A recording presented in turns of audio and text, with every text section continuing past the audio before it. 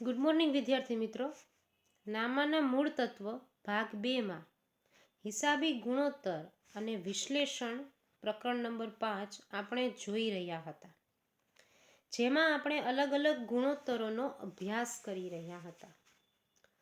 જેમાં આપણે જોઈ ગયા નફાકારકતાના ગુણોત્તરો.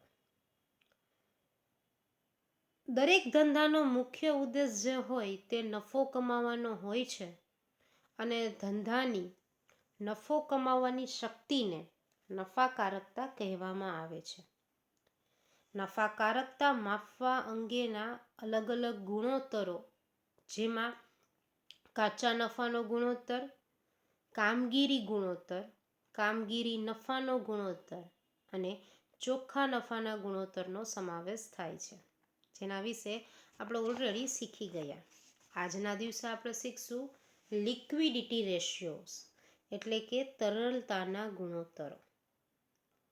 ધંધામાં કેટલી તરલતા છે, ધંધામાં રોકડ જે છે એ કેટલી ઝડપથી ફરી રહી છે, તે દર્શાવતા ગુણોત્તરો એટલે કે તરલતાના ગુણોત્તરો.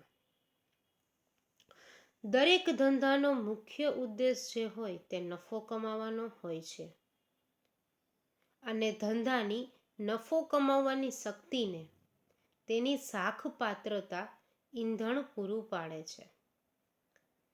સાખપાત્રતા કંપનીની નાણાકીય સદ્ધરતા પર આધાર રાખે છે કે કેટલા દિવસની સાખ આપણે આપી શકીએ છીએ. એ આપણા નફો કેટલો આપણે છે ને તેની ઉપર ડિપેન્ડ્સ થઈ શકે. એટલે આપણા કંપનીની આર્થિક સદ્ધરતા ઉપર આપણી સાખપાત્રતા નક્કી થતી હોય છે.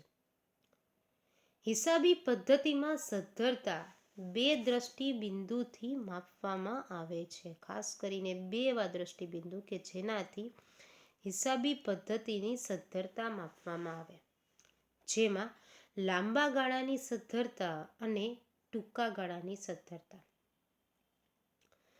લાંબા ગાળાની સદ્ધરતાથી દેવાની ખબર પડે, પરંતુ ટૂંકા ગાળાની સદ્ધરતાથી તરલતા કેટલી છે એકમની અંદર તે ખબર પડે.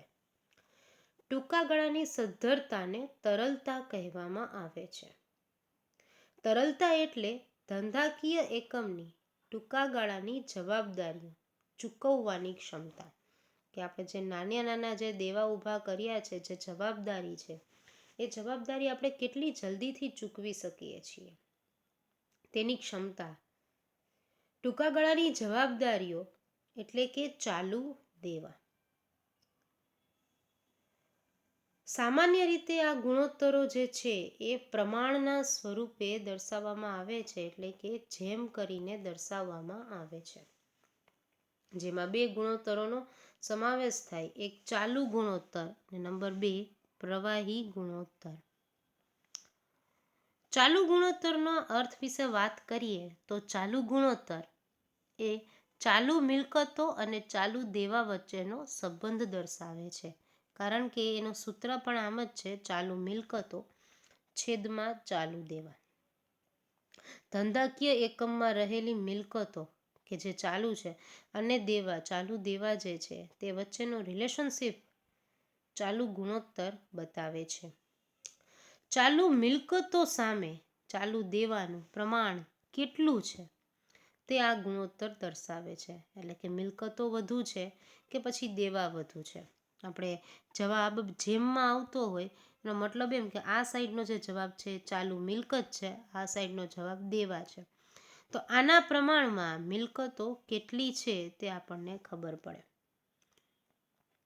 ચાલુ દેવા કરતાં ચાલુ મિલકતોનું પ્રમાણ જો વધુ હોય તો ધંધાકીય એકમની તરલતા વધુ છે. એટલે મેં તમને બતાવ્યું તે પ્રમાણે જેમમાં આન્સર આવતો હોય 2:1 આન્સર જાણે કેમ આવ્યો, તો આ દેવા છે અને અહીં જે બતાવે છે એ મિલકતો છે. એનો મતલબ એમ થયો કે દેવા કરતાં મિલકતો વધુ છે, એટલે કે તરલતા વધુ છે તેમ દર્શાવે છે. એટલે વધુ તરલતા એટલે ટૂંકા ગાળાની વધુ સદ્ધરતા, મતલબ આપણે જલ્દીથી પેમેન્ટ કરી શકીએ છીએ ટૂંકા ગાળાની જવાબદારીનું. ચાલુ ગુણોત્તરનું સૂત્ર આપણી પાસે અવેલેબલ છે કે ચાલુ મિલકતો ભાગ્યા ચાલુ દેવા. ચાલુ મિલકતો એટલે કે જે રોકડના સ્વરૂપે હોય અથવા તો રોકડ સમકક્ષ હોય અથવા તો તેમનું 12 મહિનાની અંદર રોકડ અથવા રોકડ સમકક્ષમાં રૂપાંતર થઈ શકે, જેની અંદર સમાવેશ થાય ચાલુ રોકાણો, છૂટા ઓજારો સિવાયનો સ્ટોક, વેપારી લેણાં એટલે કે લેણી હુંડી અને દેવાદારોમાંથી ઘાલખાદ અનામત બાદ કર્યા પછીના વેપારી લેણાં. રોકડ અને રોકડ સમકક્ષ મતલબ હાથ પર રોકડ, બેંકમાં સિલક, હાથ પરના ચેક કે ડ્રાફ્ટ. ટૂંકા ગાળાની લોન અને ધિરાણ, અગાઉથી ચૂકવેલ ખર્ચા, મળવાની બાકી આવકો અને અગાઉથી ચૂકવેલ વેરાઓ. ચાલુ મિલકતોમાં આટલી મિલકતોનો સમાવેશ કરવામાં આવે છે. અને જો ચાલુ દેવાની વાત કરીએ આપણે તો ચાલુ દેવામાં ટૂંકા ગાળાના લીધેલ ધિરાણ, વેપારી દેવા જેમાં દેવી હુંડી અને લેણદારો, લાંબા ગાળાના દેવા પર ચૂકવવા પાત્ર રકમો, ચઢેલ પરંતુ નહીં ચૂકવેલ દેવું, ચઢેલ અને નહીં ચૂકવેલ વ્યાજ, ચૂકવવાના બાકી ખર્ચા અને નહીં મંગાવેલ ડિવિડન્ડ, અગાઉથી મળેલ હપ્તાઓ, ટૂંકા ગાળાની જોગવાઈઓનો સમાવેશ થાય છે. એટલે કે ચાલુ દેવા એટલે એવી જવાબદારીઓ કે જેની ચૂકવણી 12 મહિનાની અંદર કરી નાખવાની હોય.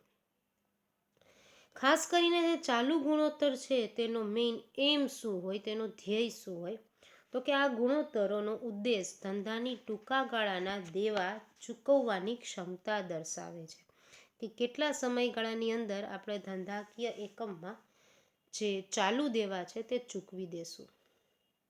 હવે ખરેખર આ ગુણોત્તરોનું વલણ કેવું હોવું જોઈએ કે કેવું રાખવું હિતાવહ હોય છે. ખાસ MCQમાં પૂછાય છે અથવા તો 1-2 વાક્યમાં કે આ ગુણોત્તરોનું પ્રમાણ ઉદ્યોગે બદલાય છે. એકમ બદલાય એટલે ગુણોત્તર બદલાય.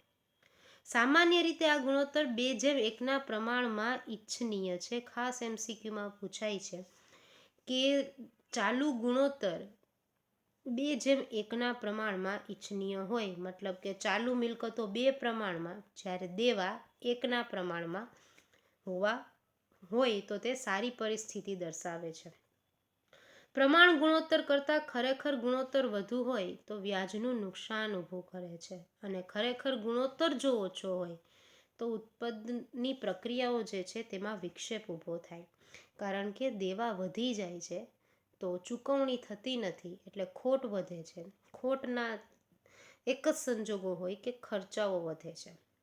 તો આ બધાના કારણે થઈને તેનું પ્રમાણિત માપ જે છે 2:1 તે ઈચ્છનીય છે. ચાલુ મિલકતોમાંથી ચાલુ દેવા બાદ કરતા વધેલ તફાવતને કાર્યશીલ મૂડી કહેવાય, વર્કિંગ કેપિટલ. અને આ બાબત પણ તરલતા માપવા માટે ખાસ ઉપયોગી બને છે. એટલે કે ચાલુ મિલકતોમાંથી ચાલુ દેવા જે છે બરાબર છે એને બાદ કરી દઈએ તો કાર્યશીલ મૂડી આપણને મળે અને ચાલુ મિલકતો ભાગ્યા ચાલુ દેવા કરીએ તો આપણને ચાલુ ગુણોત્તર મળે.